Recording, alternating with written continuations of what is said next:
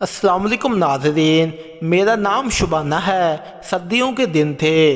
2017 में मेरी शादी हुई। मेरे शोहर का नाम अहमद है। हमारी ज़िंदगी काफ़ी अच्छी चल रही थी। मेरा शोहर मुझसे बहुत प्यार करता था और मैं भी इसको बहुत दिल से चाहती थी। हमारी हर रात अच्छी खासी गुजरती।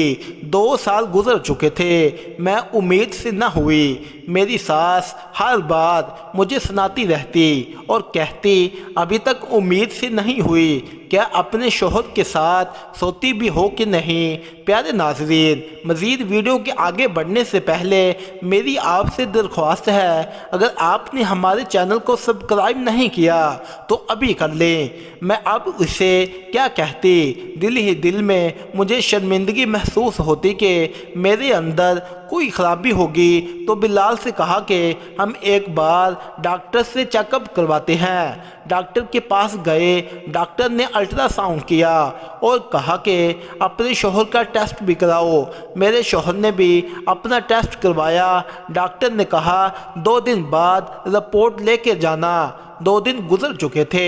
मैंने अपने शोहर को फ़ोन किया कि जाओ डॉक्टर के पास रिपोर्ट लेके आओ। मेरे शोहर ने कहा मुझे टाइम नहीं है, मैं किसी काम के सिलसिले में फंसा हुआ हूँ, आप वहाँ से जाकर ले लो। मैं खुद डॉक्टर के पास अकेली चली गई। जैसे ही डॉक्टर के पास पहुँची तो डॉक्टर मुझे देखकर मुस्कुराने लगा। मुझे कहा खराबी तुझ में नहीं है, तेरे शोहर में है।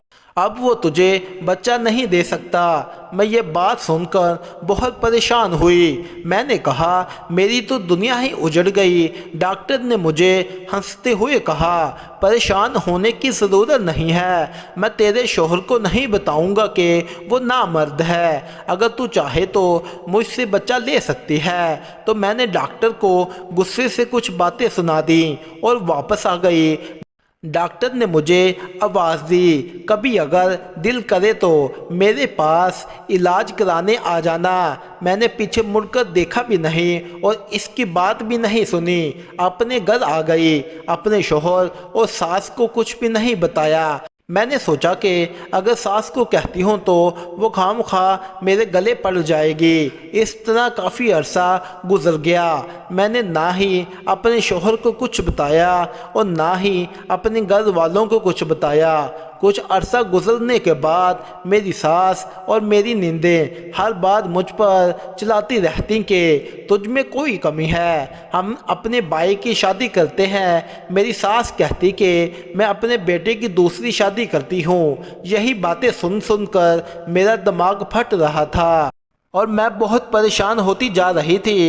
एक रात में सोई पड़ी थी। दिल में ख्याल आया कि क्यों ना डॉक्टर की बात मान ली जाए, किसी को पता भी नहीं चलेगा और मेरा बच्चा भी हो जाएगा और मेरा शोहर भी खुश हो जाएगा।